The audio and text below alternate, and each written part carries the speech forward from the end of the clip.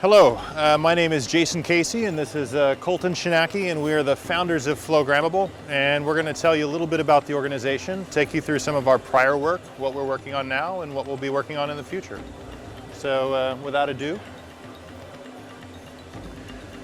So to tell you a little bit about Flowgrammable, we're a nonprofit. We actually got started about 2 years ago. When we got started, we were originally at Texas A&M University. We now actually span between two universities, Texas A&M University and the University of Akron. We have participation from other universities. We also have participation from industry. And we largely work on research and systems engineering problems that basically live between academia and industry. We primarily work on OpenFlow and SDN work, and all of our work we basically open source. We release to the public. The tools that we develop we host in some instances like Flowsim that we'll describe today, and in other instances we just make the tools available on GitHub. So when we first got started, we actually got started with a contest that the Open Networking Foundation had about 2 years ago called the Driver Competition, and it was a reference implementation for the OpenFlow stack. We made a submission. We actually entered OpenFlow C++ implementation of 5 versions of the OpenFlow protocol. Sadly, we were not a winner, but we were a finalist, and that basically started the route of OpenFlow. We were asked to give a couple talks about our experiences, what we actually did in the competition. From some of the feedback from those talks is that we would actually publish some of our engineering documentation, and that's when we actually released the first site.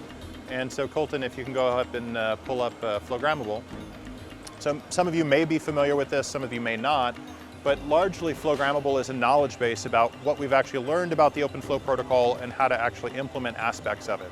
So for instance, one of the things that many people actually find useful, both chip vendors, switch vendors, and network operators, is the message layer component of our website. The message layer component of our website is a breakdown of every message in OpenFlow across all the versions of OpenFlow, and we actually dictate the structural and the semantic value constraints of every protocol field.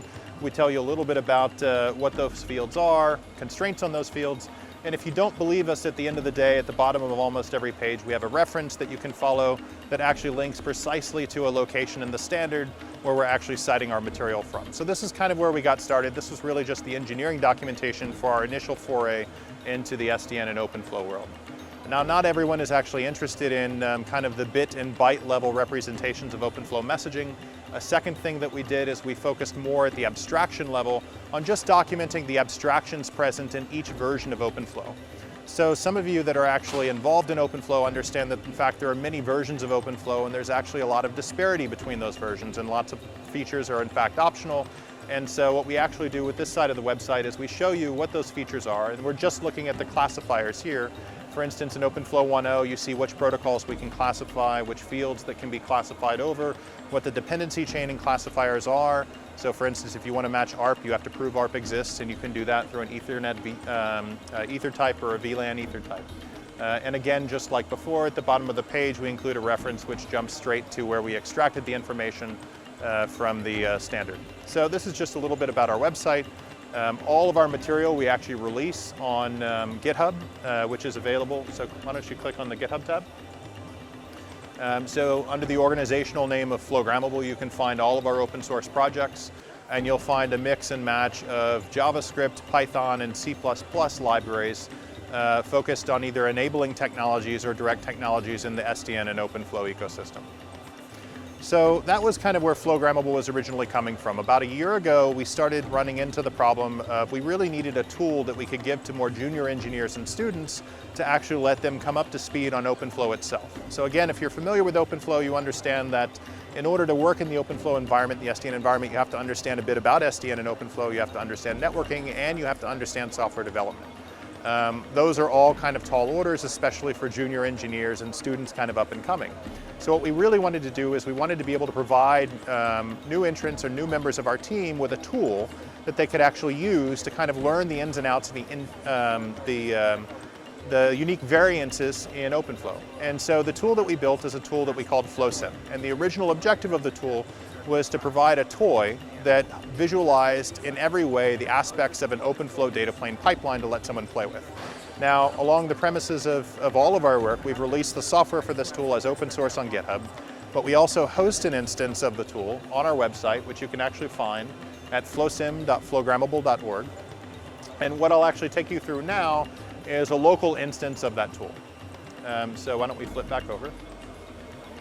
And so this is basically what you'll see when you actually hit the landing site for the tool.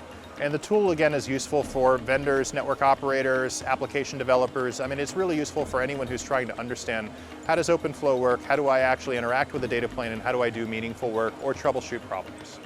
So most of your work is going to happen actually under the Development tab. And in the Development tab, you're working with assets. And the assets that you're working with are protocols, packets, profiles, switches, sequences, and simulations. Now, what does all of that mean? Well, at the end of the day, Flowsim is about letting you simulate a data plane of an SDN switch. And it's about visualizing that data plane and actually letting you see precisely how the packet moves through each stage of that data plane, what happens in each stage based on some configuration that you actually placed in the device. And the whole point of this is we're trying to build up to that metaphor to allow you to have a visual debugger and a visualization into how the packet proceeds through each stage in the data plane. So this is just a quick visual simulation of what actually happens in a simulation. So when you hit play, you'll actually see a green outline come from the left side of the screen in. And this green outline basically represents not just the packet that arrived, but the context, all of the metadata and variable information that relates to that packet as I move it through the pipeline.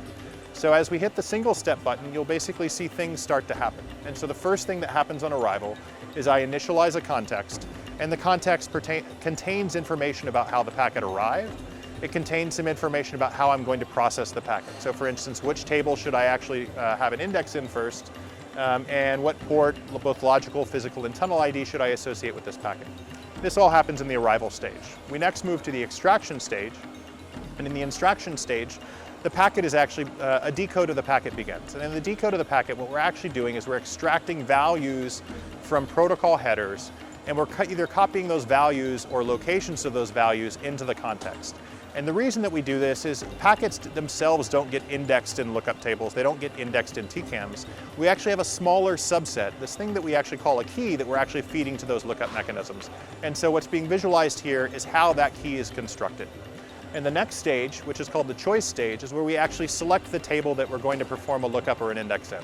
And that table selection is actually quite clearly just based on a table index. The first time a packet comes through the system, it's based on the first table, which is table 0. Once we choose that table, we move to the selection stage. And in the selection stage, what we're doing is we're taking the key that we've extracted, and we're basically asking the question, what is the highest priority flow that matches this context or this packet? And we find that flow, and with that flow comes a set of instructions. And a set of instructions it's just that. It's a set of instructions to execute against this context. And so in the execution stage, we have a visualization of what actually happens in order to execute those instructions. So in this case, you see an instruction set, the list of instructions, meter, apply, write, and go to. And these are unique things that I'm actually going to execute in this stage against the context. So in the bottom, you see a visualization of the packet. On the top, you see a data structure representing a small piece of the context, the table that I'm processing over currently. And you just saw us execute the first instruction, which was outputting a copy of the packet out port 1, and you would have seen a green outline actually move from the left to the right side of the screen. Next, we're going to modify the Ethernet source. So when we execute that instruction, you'll see the Ethernet source down below gets modified. And finally, we'll push a new VLAN packet in. So when we execute that, you'll see the structure of the packet changes. Now we get into something called an action set. An action set is different from an action list, and the concept of rather than executing an action immediately, I'm going to execute it eventually. And the way that I execute it eventually is I just move or copy those actions over to something called the action set, which is another property of the context that follows the context through the packet processing pipeline. Now the last instruction I get to is the go to, which helps select what table I go to next. We execute that instruction, you'll notice the table ID gets updated. Now when the table ID gets updated and I'm in the execution stage, I'll follow the cycle back to choice and repeat the process again. So that's a very quick summary of the visualization of a simulation. Now the obvious questions you may have is I'm simulating and visualizing what kind of switch or under what configuration. And so we actually have something called a switch configuration where you basically build up that configuration. And the switch configuration follows the abstractions present in OpenFlow. So from a high-level abstractions perspective, that's data path, it's ports, it's tables, it's groups, it's meters. So tables is what you're going to be most interested in. You'll see priorities, match sets, instruction sets. This is basically the results of flow mods against particular tables. So yeah, we can kind of glide through this. So a secondary question may be, well, what kind of switches am I in fact configuring? And we actually have an asset class called profile. And a profile is how you actually build or instruct the simulation tool what it means to be a certain type of switch. So under a profile, you can say things like, my data path switch, or the data path of my switch should have the ability to reassemble IP fragments. My data path should have 24 or 48 or 196 ports. You can determine what sort of virtual ports are available on the system. You can change whether the medium is copper or fiber. You can change the interface speed of ports. On the tables abstraction, you can actually say, how many tables in fact should I support? You can drill into a single table and basically say, what sort of protocol should I be able to classify over, and what sort of protocol modifications or protocol field modifications should I support in this particular table. So that's how you build profiles, or essentially determine what a switch is capable of. If you follow OpenFlow or the ONF community, you may have heard of something called table type patterns. Profile and table type patterns are synonymous terms. So now let's go to packets. So in simulations, you saw that we had a switch, and we also had a sequence of packets that we were simulating through the switch. So one question may be, where do packets come from? We have a packet builder that basically lets you build your unique encodings of packets that you would like to inject into a simulation. And finally, one thing to note on all of this is this concept of protocols. And protocols is where you can kind of extend and define new protocols that the system is capable of interacting with. So let me take a step back. Flowsim is a tool for visualizing an OpenFlow data plane. It's not specific to any one version of OpenFlow. We actually have a smaller system that is more general than OpenFlow that you configure through profiles and protocols to basically render a version-specific data plane. So if you want to render a 1.0 or a 1.1 compliant data plane, you can. But if you want to go beyond OpenFlow, you can do that as well. A couple other things to point out is, why don't you click on the IDE slide, or the INE slide.